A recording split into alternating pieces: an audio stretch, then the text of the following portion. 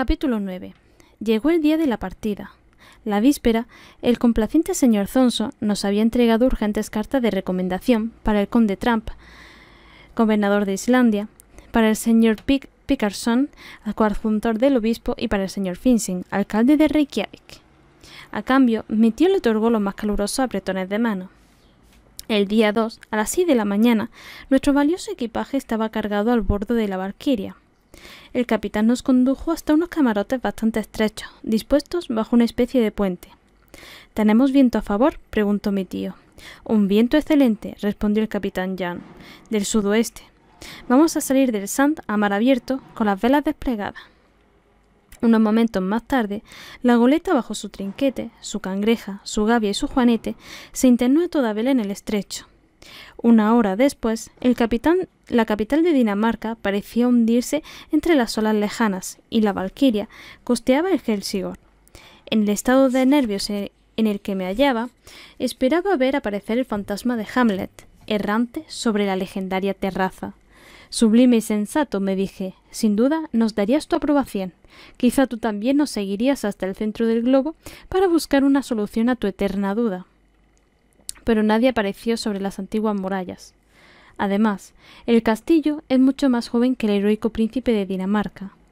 Hoy en día sirve de suntuoso alojamiento para el guardián del estrecho del Sand, por el que pasan cada año 15.000 navíos de todas las nacionalidades. El castillo de Kronborg desapareció pronto entre la bruma, así como la torre de Helsingborg, elevada sobre la orilla sueca, y la goleta se inclinó ligeramente bajo las brisas del Kattegat. La Valquiria era un barco ligero de velas, pero con un velero no se sabe nunca cuándo vas a llegar. Transportaba a Reykjavik carbón, utensilios domésticos, de cerámica, vestidos de lana y una carga de trigo. Bastaba con una tripulación de 5 hombres, todos ellos daneses, para hacerlo maniobrar. ¿Cuánto va a durar la travesía?, preguntó mi tío al capitán. Unos 10 días, respondió, si no encontramos demasiada turbonada del noroeste en la travesía de las Feroe. Pero no soléis experimentar retrasos considerables, ¿verdad? No, señor Lidenbrock. Puede estar tranquilo que llegaremos. Al anochecer, la goleta dobló el cabo de Skagen en el extremo norte de Dinamarca. Atravesó durante la noche el Skagerrak, bordeó los límites de Noruega en paralelo al cabo Lindesnes y salió al mar del norte. 2 días más tarde, avistamos las costas de Escocia, a la altura de Peterhead, y la Valquiria se dirigió hacia las Feroe, pasando entre las Orcadas y las Shetland. Pronto, las olas del Atlántico azotaron nuestra goleta. Tuvo que navegar contra el viento del norte. Alcanzamos la Feroe, no sin dificultades. El día 8, el capitán reconoció Mygans y la más oriental de estas islas, y a partir de este momento puso proa al cabo Portland, situado en la costa meridional de Islandia. La travesía no ofreció ningún incidente de importancia. Yo soporté bastante bien los embates del mar. En cambio, mi tío, para vergüenza suya, no cesó de marearse. Así pues, no pudo interpelar al capitán Jan sobre la cuestión del Snaffles, sobre los medios de comunicación y las facilidades de transporte. Tuvo que aplazar estas cuestiones hasta la llegada, y se pasó todo el tiempo tendido en su camarote, cuyos tabiques crujían por el continuo balanceo de las olas. Tengo que confesar que no me daba ninguna lástima. El día 11 doblamos el cabo Portland. El tiempo despejado nos permitió ver el Mirlasjökull que lo domina. El cabo se compone de un gran peñón de fuertes pendientes, plantado solitariamente en medio de la playa. La Valquiria se mantuvo a una distancia razonable de la costa, bordeándola hacia el oeste, en medio de numerosos barcos de ballena y tiburones. Pronto apareció una inmensa masa rocosa, agujereada, a través de la cual batían con furia las olas cubiertas de espuma. Los islotes de Westman parecieron surgir del océano, como sembrado de guijarros en una llanura líquida. A partir de este momento, la goleta se dispuso a doblar a buena distancia el cabo Reykjanes, que forma el ángulo occidental de Islandia. Un mar demasiado encrespado impedía a mi tío subir al puente para admirar estas costas recortadas y azotadas por los vientos del sudoeste. 48 horas después, tras una tormenta que obligó a la goleta a huir a palo seco, vimos al este la baliza de la punta de Skagen, cuyas peligrosas rocas se prolongaban a larga distancia bajo las olas. Un piloto islandés subió a bordo, y 3 horas más tarde la Valkyria fondeaba ante Reykjavik en la bahía de Faxa. El profesor salió al fin de su camarote, un poco pálido, un poco cansado, pero siempre entusiasta y con una mirada de satisfacción en los ojos. La población de la ciudad, singularmente interesada por la llegada de un navío en el que todos tenían algo que les concernía, se agrupaban en el muelle. Mi tío tenía prisa por abandonar su prisión flotante, por no llamarlo su hospital.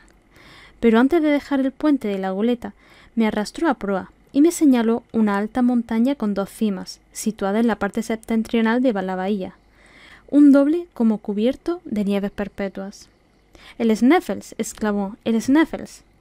Y tras haberme recomendado silencio absoluto con un gesto, descendió al bote que le esperaba. Le seguí y pronto pusimos pie en suelo islandés. Al punto apareció un hombre de buena figura, vestido con uniforme de general. Sin embargo, no era más que un simple magistrado, el gobernador de la isla, el señor barón Trump, en persona. El profesor adivinó que era con él con quien debía tratar. Le otorgó las cartas de Copenhague y yo no entendía absolutamente nada, mientras mantuvo con él una corta conversación en danés. Pero de esta primera entrevista resultó que el barón Trump se puso a la entera disposición del profesor Lidenbrock. Mi tío recibió una acogida muy amable por parte del alcalde, el señor Finsen, no menos marcial que el gobernador por su atuendo, pero tan pacífico como temperamento y conducta.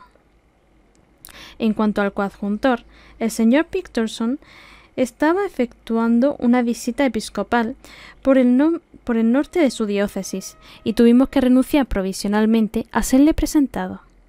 Pero un hombre encantador, cuya ayuda nos resultó muy valiosa, fue el señor Fridriksson, profesor de ciencias naturales en la escuela de Reykjavik. Este sabio modesto no hablaba más que islandés y latín. Vino a ofrecerme sus servicios en la lengua de Horacio, y yo sentí que estábamos destinados a comprendernos. En efecto, él fue la única persona con la que pude relacionarme durante mi estancia en Islandia. Su casa se componía de 3 habitaciones, y este buen hombre puso 2 a nuestra disposición. Pronto nos instalamos en ellas con nuestros equipajes, cuya cantidad asombró a los habitantes de Reykjavik. «Bueno, Axel», me dijo mi tío, «las cosas marchan y lo más difícil ya está hecho». «¿Cómo que lo más difícil?», exclamé. «No nos queda más que bajar allí». «Si se lo toma así, tiene razón, pero imagino que después de haber bajado tendremos que volver a subir». «Oh, eso no me preocupa. Venga, no hay tiempo que perder. Me voy a la biblioteca. Quizá contenga algún manuscrito de Saknussemm y estaré encantado de consultarlo. Mientras tanto, yo voy a visitar la ciudad. ¿No va a hacerlo usted?»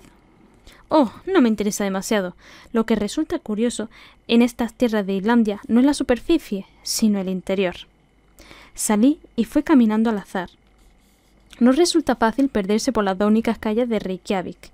No tuve necesidad de preguntar el camino, cosa que, empleando el lenguaje de los gestos, expone siempre a múltiples equivocaciones. La ciudad se asienta sobre un suelo bastante bajo y pantanoso entre 2 colinas.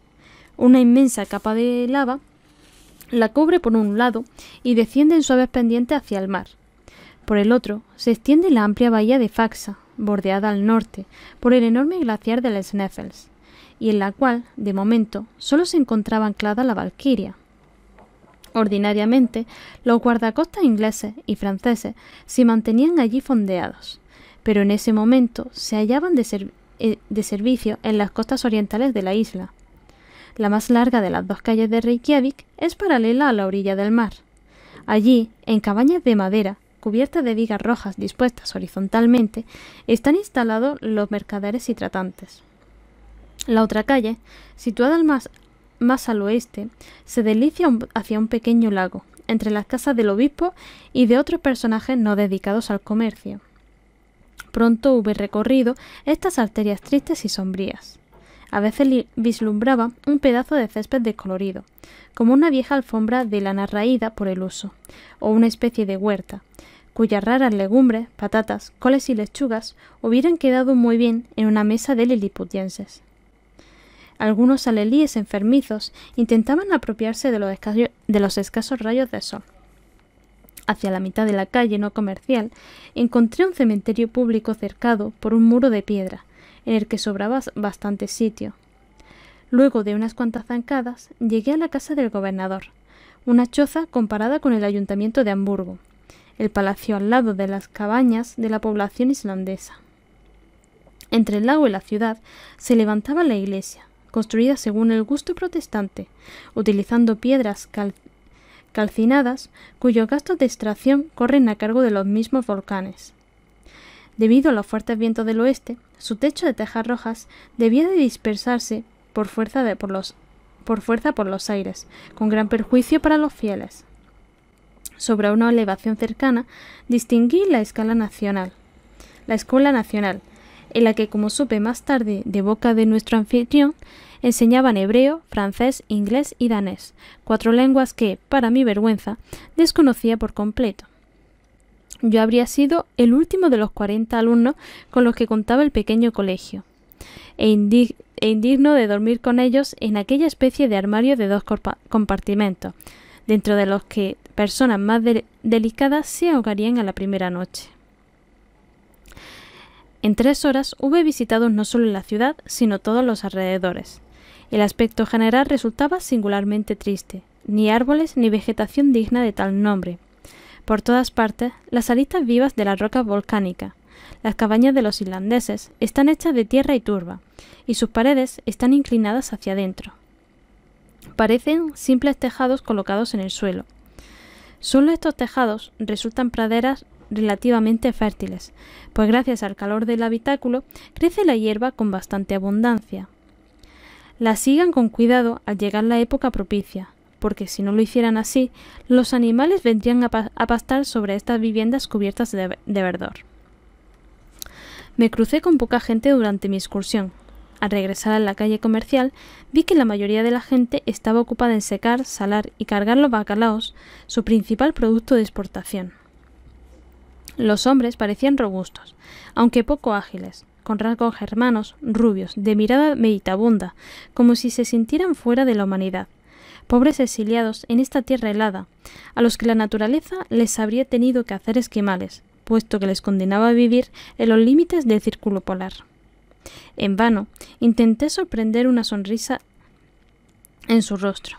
A veces se reían, por una especie de contracción involuntaria de sus músculos, pero no sonreían jamás. Su vestimenta consistía en un tosco chaquetón de lana negra, conocido en los países escandinavos como vadmel, un sombrero de alas anchas, un pantalón con ribete rojo y un pedazo de cuero plegado a guisa de calzado. Las mujeres, de cara triste y resignada, lucían una figura bastante agradable, pero eran inexpresivas. Iban vestidas con un corpiño y una falda de vadmel oscura. Las solteras llevaban un gorrito de punto de tono parduzco sobre sus cabellos trenzados en forma de guirnalda. Las casadas cubrían su cabeza con un pañuelo de color sobre el que descansaba una cofia de tela blanca. Cuando regresé a casa del señor Fridriksson, después de haber dado un buen paseo, mi tío se encontraba ya allí, en compañía de su anfitrión.